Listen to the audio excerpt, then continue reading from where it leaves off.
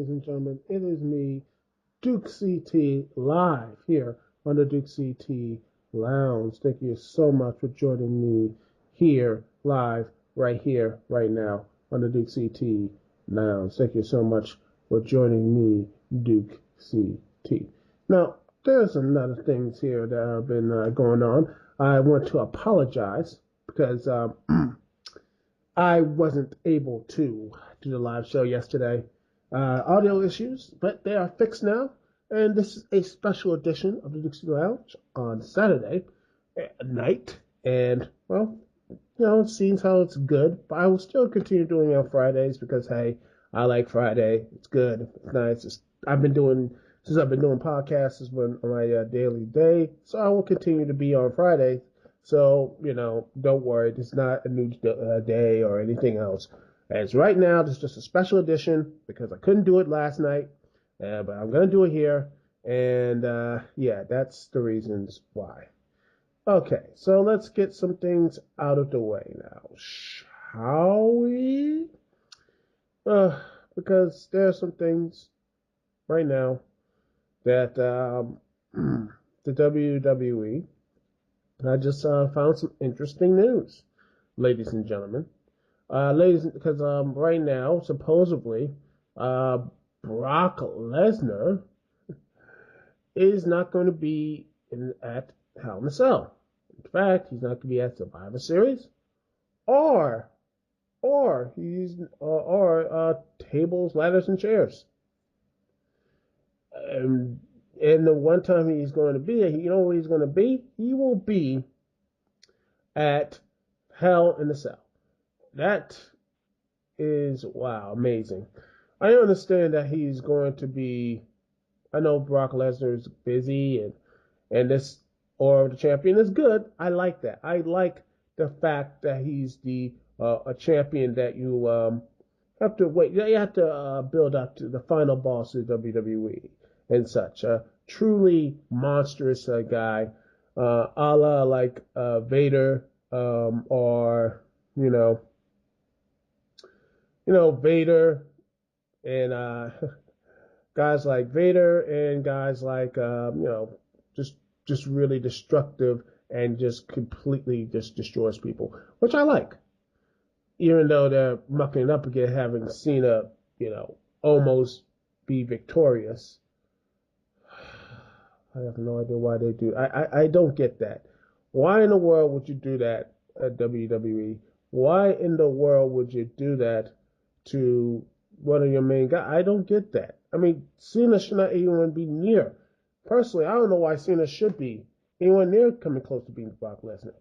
Brock Lesnar should be the last guy, the last guy up.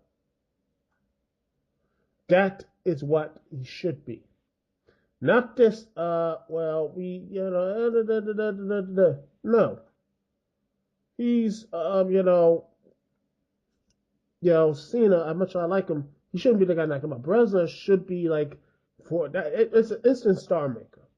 I mean, at WrestleMania, you can't really picture that. That's a beautiful picture. Let's sit and think about it. Lesnar getting pinned by either Ambrose, Roman Reigns, Daniel Bryan, whether you like him or not, that's an instant star right then and there. Easy, simple. Dude is a legitimate, that makes a guy legitimate. But I have no idea why you have Cena coming in here saying he's the best, da-da-da-da. But, and it just basically is a mind F about how Cena, and I'll get to this in a second. I'm going to talk about this Brock Lesnar stuff first. So by here, according to the Inquisitor.com, it could be fake, I don't know. It says, supposedly, that they reported that Lesnar signed a deal with the WWE that let the company use him frequently as they wanted. Well, to that accord, but new reports suggest that Lesnar might not be around for quite a while. Quote, and I quote, Brock Lesnar is not currently advertised for any pay-per-views or Raws throughout the end of the year. It should be noted that Lesnar's other appearances this year were advertised months in advance. Lesnar has worked 4 pay-per-views so far this year. which is the most pay-per-views he's worked in a calendar year since he returned to the company in 2012. With no real program for him and its hefty price tag, it remains to be seen if Lesnar will defend the title before the Royal Rumble in January. That's interesting.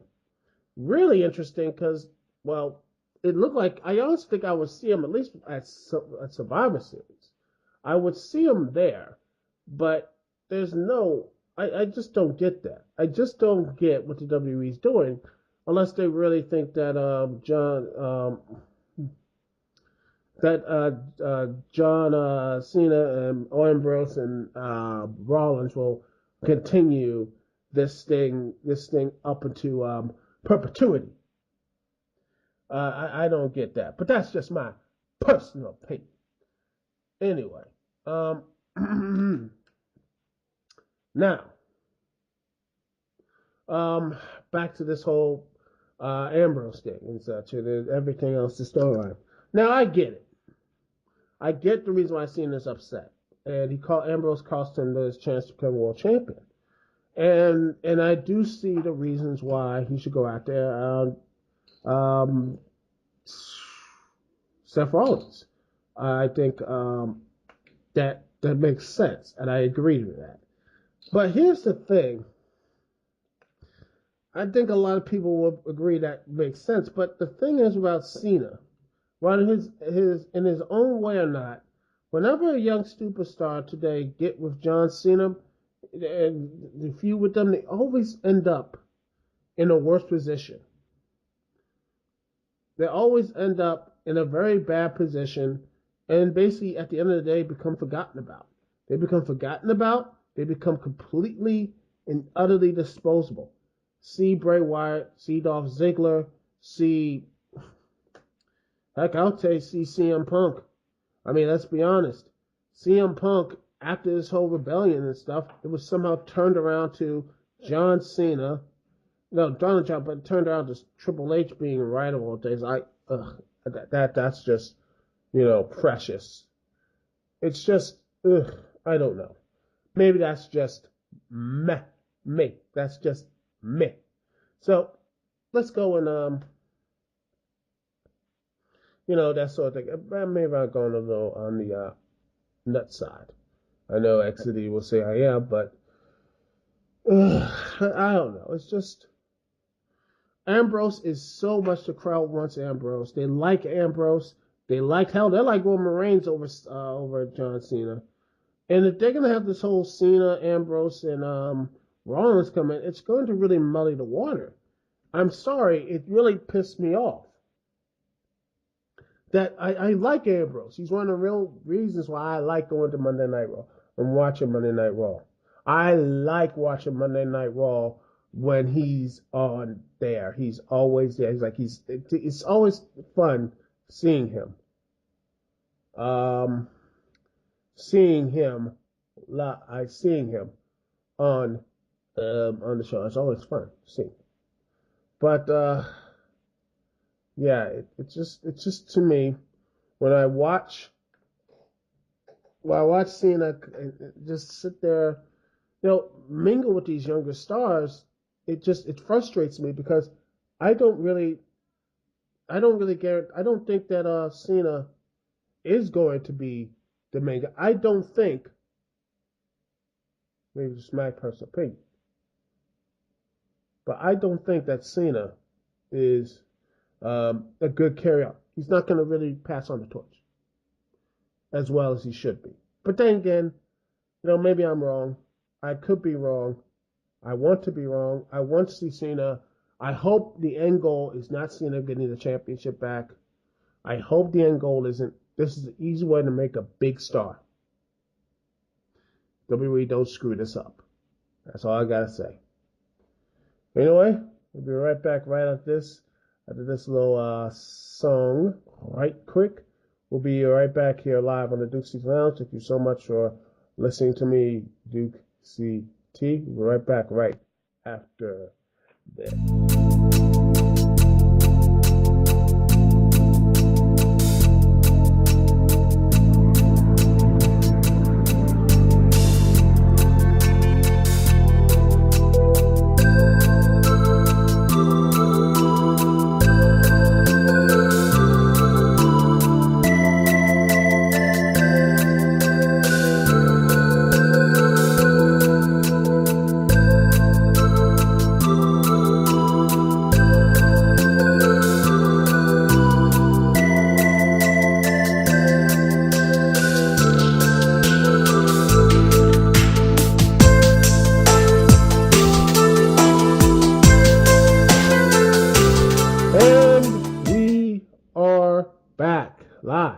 on the Dukect Lounge. Thank you so much for joining me here on TalkShoe.com. And if you're not hearing me right now live on TalkShoe.com, how dare you? But I'll give you excuses. It's Saturday one. I will be. Let's see. Let's see. I'm on Zipcast. I'm on Zipcast, YouTube, SureTech.com, That Guy with the Glasses Forum, Rise of the Critics. Let's see. What else is I'm beyond? Well, I'm on everywhere. Everywhere and nowhere. I got some real big important things going on, so trust me, it's going to be really good in the next couple of weeks. Not only Dukect Lounge, but also Last Review Standing and all that good stuff. Anyway, let's get back to the craziness that is the internet. And I know most people are tired of the hashtag Gamergate, and I call the drama and all the craziness going on. I get it. I know it sucks. It's a bad thing. It's bad joke, bad juju. It's all that stuff. And whose side, Gamergate, people who are for it, against it. It's let's see.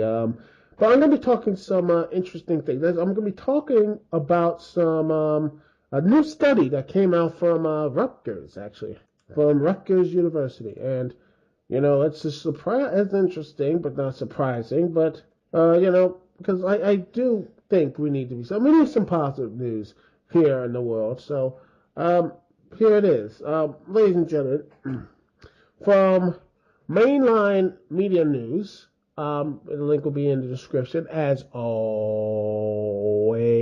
So the link will be always in the description.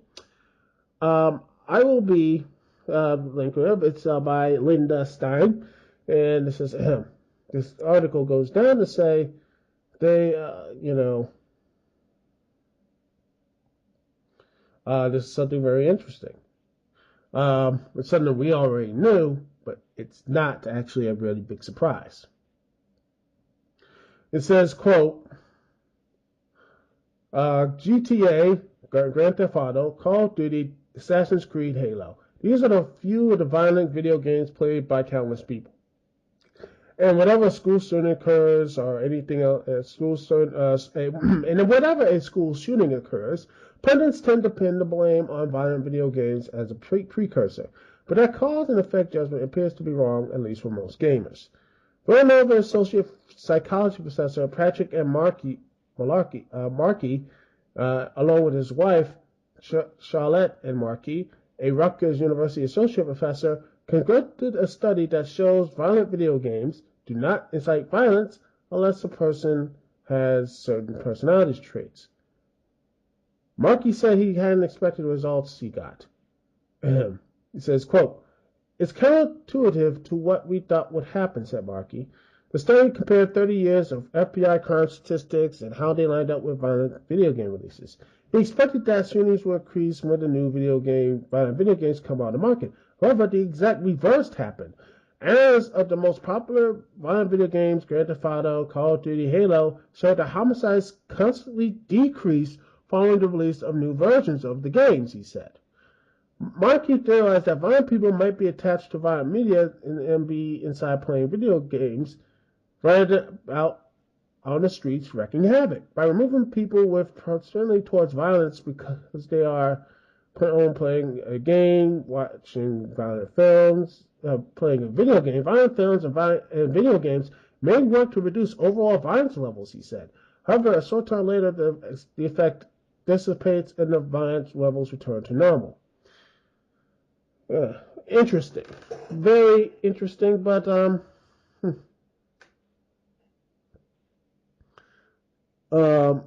it's very interesting. But we all know this is fact, that violent video games, this is another proof, once again, that violent video games not only does not cause violence, but actually reduces it. And it's something that, hopefully, with more of this information out there, with more of this stuff showing and information coming out, we might be like, hopefully we'll finally get this meme, this whole thing, a rest. So we can just move on with our lives and say, yeah, let's just move on and just go and just like, yeah, violence, video games are over, and we can just move on. Which I think is something we all should be cheering. We should just stop with this old meme of violent video games equal people going out killing each other, which is a complete and utter lie. It's complete and utter crap. It's been disproven. And more, it seems like it has the reverse is also true. That it actually decreases violence and violence in society, which is another good thing. And I'm hopeful that with this, with more data pieces like this, and more things happening like this, we can find more, more chances. We can be like, yeah, let's fix this problem. We could finally get this done once and for all. We could be like, yes, we're done once and for all. We're done once and for all with this huge, stupid problem, this whole thing, this whole violent video games malarkey, this whole thing. And just say, yeah, we're done with this. We're done with this idiotic theory, this idiotic myth theory, or whatever you want to call it, and just be like, well, we're done with this. We can finally move on, which is ultimately a good thing. And we can continue on finding maybe the real root causes of violence, seeing, well, I don't know what I think it is. It's, I don't know what most people think it is. We don't know. Could be, psychological depression in the home, something, inside them, something happened, traumatic happened to these things. I mean, we can actually work with psychology. Well, we can finally figure out why people are violent, why people are doing these things, why we're actually doing it, go deeper into the core.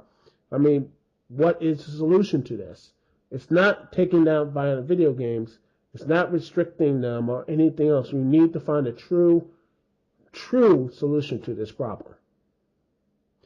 And be it, really looking hard at this stuff, we need to find really solutions to it, because if we don't, the worst case scenario is that we're going to continue to find this, we're going to continue chasing our tails, and more people and more, we're going to waste times looking for solutions, solutions that not even really need to be solutions.